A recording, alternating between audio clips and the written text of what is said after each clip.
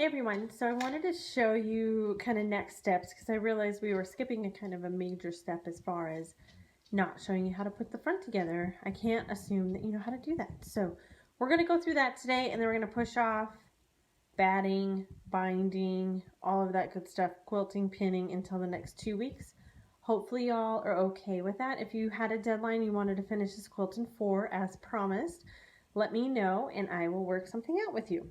So what we're going to do is now sew all of these together to make your final layout. If you'll notice, I have all of my cut squares in their separate piles, similar to how we did it before when we were initially sewing the 9 patch. If you'll notice, they're all facing right up and in the final block form. Now, what I've done is I've kept them in the order of the cuts. So all of these used to be one 9 patch block.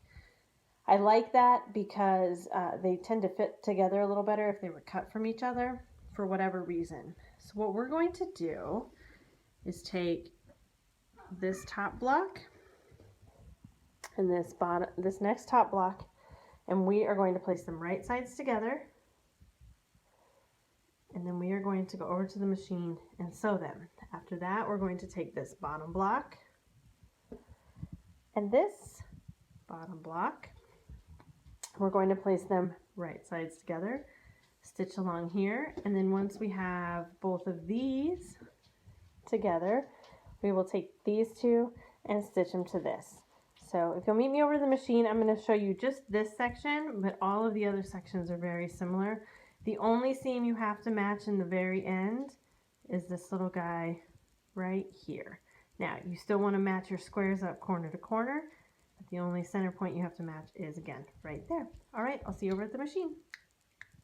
Okay, we are back at the machine. So what we're going to do is just what I said. We're taking the top 2 blocks, the top left and top right, and we are placing them right sides together and stitching from end to end. So what you want to do is make sure you have these lined up and you're ready to go. Notice you will not have to match any seams, which is fantastic. Okay, so we put it in under the presser foot.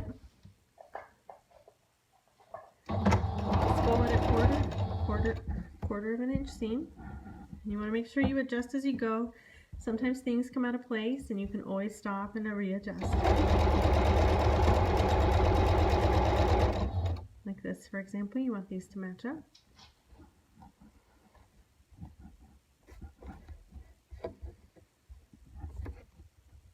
And they're being sticklers. Okay, we can go. All right, when we're done with this, you'll go through and do the others. And then we will have the finished block, and I will show you about the front layout.